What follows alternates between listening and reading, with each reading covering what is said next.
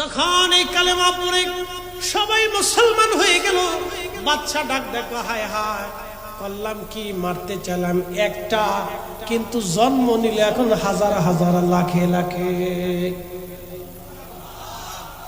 রাজা পৃথ্বীরাজ চিন্তা করেছিল খাজা বাবা আজমিরিকে তারাই দেই, কিন্তু না, খাজা বাবা আজমিরি একা কালেমা পড়ল 90 লক্ষ মুসলমান। কথা বলেন ঠিক না বেঠে? গরগোবিন্দ চেয়েছিলাম শাহজালাল আমিরকে জমিন থেকে তাড়িয়ে দিব, কিন্তু না, 360 আউলিয়া নিয়ে तमाम এই উপমহাদেশের রন্দে রন্দে কালেমার দাওয়াত দিলেন তিনি। লক্ষ লক্ষ মানুষ কালেমার দাওয়াত পেয়ে গেল।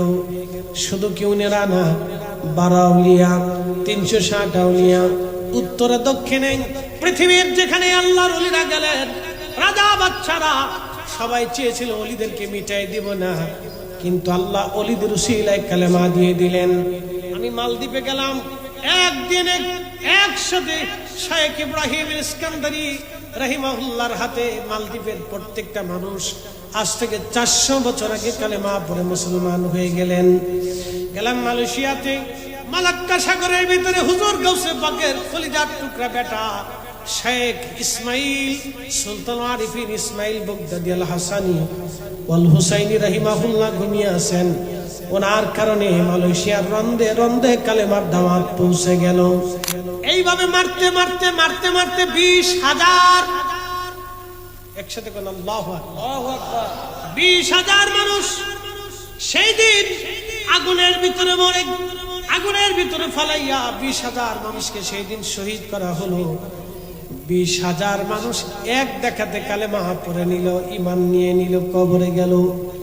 প্রিয় নবী বললেন, আল্লাহর মেহবুব নবী বললেন, সবার শেষে একজন নারীকে ধরে নিয়ে যাওয়া হচ্ছিল আগুনের দিকে। ওই নারীর কোলের মধ্যে ছোট্ট শিশু ধরে রাখা। মহিলা চিন্তায় পড়ে গেল, মহিলা নিজের সন্তান নিয়ে চিন্তায় পড়ে গেল, আমি মরে যাই, কিন্তু আমার বাচ্চাটা কে বাঁচবে, বাচ্চাটাকে কে বাঁচাবে? মহিলা ইতস্ততা করতেছিল, ছুটে পালানোর চেষ্টা করতেছিল, কিন্তু মহিলাকে টেনে টেনে বাচ্চা সহ আগুনের কাছে নিয়ে যাওয়া হলো। তখন এই ছোট্ট বাচ্চার জবান খুলে গেল। বাচ্চা ডাক দেখা, মা তুমি যে আগুনের কুণ্ডলিকে আগুন দেখো মা, সেটা আগুন না, সেটা আল্লাহর বেহেশতের বাগান। ওরে মা, এটা আল্লাহর বেহেশতের বাগান, তুমি ভয় পাও না মা, এটা জান্নাত না, তুমি যেটা আগুন